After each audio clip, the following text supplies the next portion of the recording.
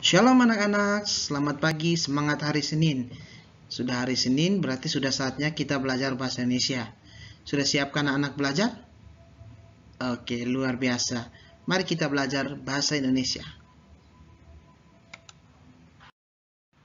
Hari ini, kita akan belajar tentang mengidentifikasi ide pokok dalam teks lisan. Kalau minggu lalu sebelum penilaian harian 1, kita sudah belajar bagaimana menentukan ide pokok dalam teks tulis. Kali ini kita akan menentukan ide pokok dalam teks lisan. Sebelumnya, yang kita ketahui bahwa ide pokok itu merupakan inti pembahasan dari suatu teks. Dan bagaimanakah langkah-langkah untuk menentukan ide pokok dalam teks lisan? Mari kita lihat dalam slide ini. Langkah-langkah yang perlu diperhatikan untuk mengidentifikasi ide pokok dari teks lisan adalah sebagai berikut. Yang pertama, kita harus mendengarkan teks dengan sungguh-sungguh. Yang kedua, kita harus mencatat semua peristiwa yang sedang dibicarakan dalam teks.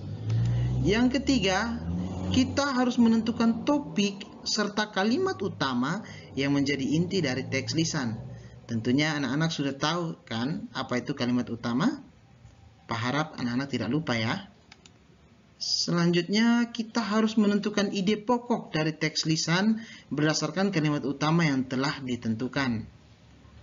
Dan yang terakhir adalah kita harus menulis setiap ide pokok yang tadi sudah kita tentukan dari teks yang didengar ke dalam tabel.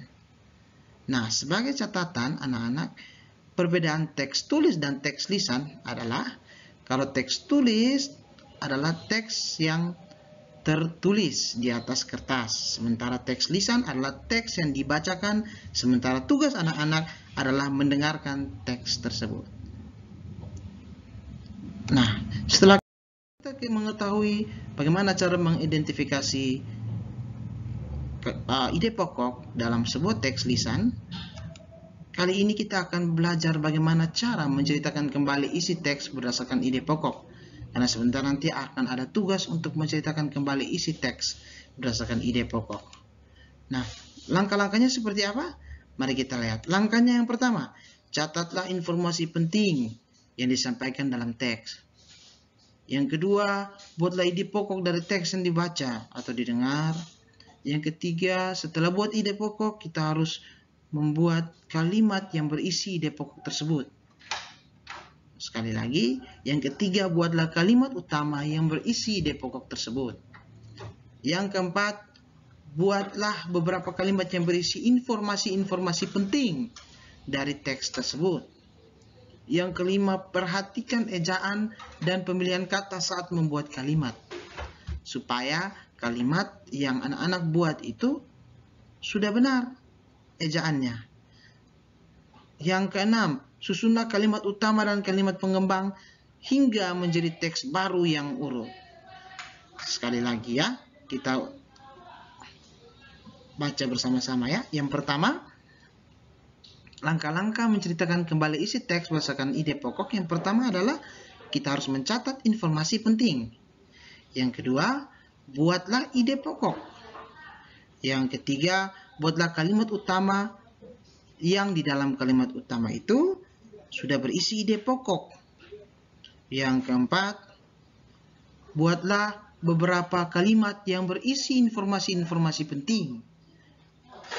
Lalu yang kelima, jangan lupa perhatikan ejaan dan pemilihan kata yang tepat saat membuat kalimat.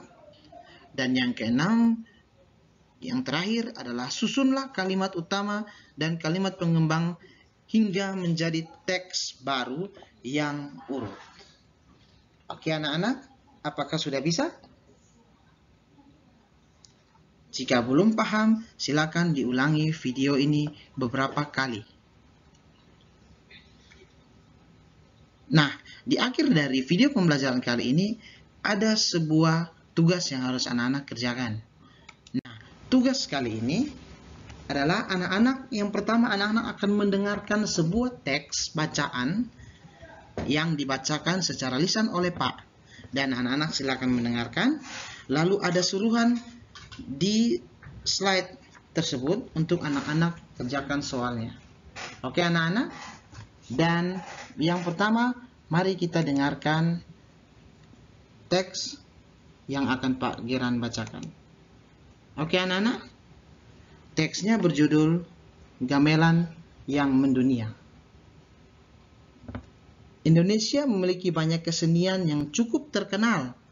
Salah satu kesenian yang cukup terkenal itu adalah gamelan. Tak hanya di Indonesia, kesenian gamelan sudah cukup dikenal di berbagai belahan dunia. Gamelan merupakan salah satu kesenian yang berasal dari tanah Jawa. Kata gamelan itu sendiri berasal dari bahasa Jawa, yaitu gamel yang berarti memukul atau menabuh. Oleh sebab itu, gamelan merupakan sebutan bagi satu perangkat alat musik yang dimainkan bersama dengan cara dipukul.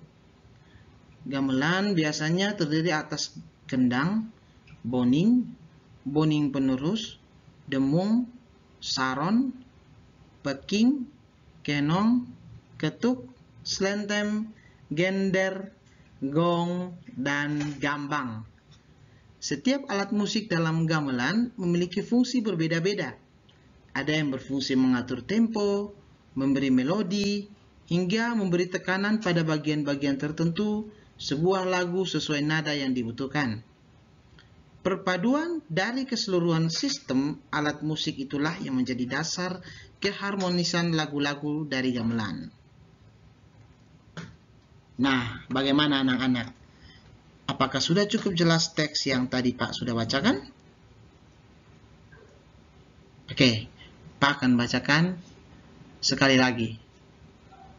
Anak-anak cukup mendengarkan, lalu mencatat informasi-informasi penting sesuai dengan langkah-langkah yang tadi sudah kita pelajari.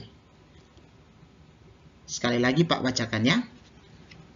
Judul teks kita adalah Gamelan yang Mendunia.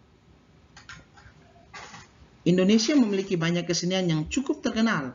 Salah satu kesenian yang cukup terkenal itu adalah gamelan. Tak hanya di Indonesia, kesenian gamelan sudah cukup dikenal di berbagai belahan dunia. Gamelan merupakan salah satu kesenian yang berasal dari tanah Jawa. Kata gamelan itu sendiri berasal dari bahasa Jawa, yaitu gamel, yang berarti memukul atau menabuh. Oleh sebab itu, gamelan merupakan sebutan bagi satu perangkat alat musik yang dimainkan bersama dengan cara dipukul. Gamelan biasanya terdiri atas kendang, boning, boning penerus, demung, saron, peking, kenong, ketuk, slentem, gender, gong, dan gambang. Setiap alat musik dalam gamelan memiliki fungsi berbeda-beda.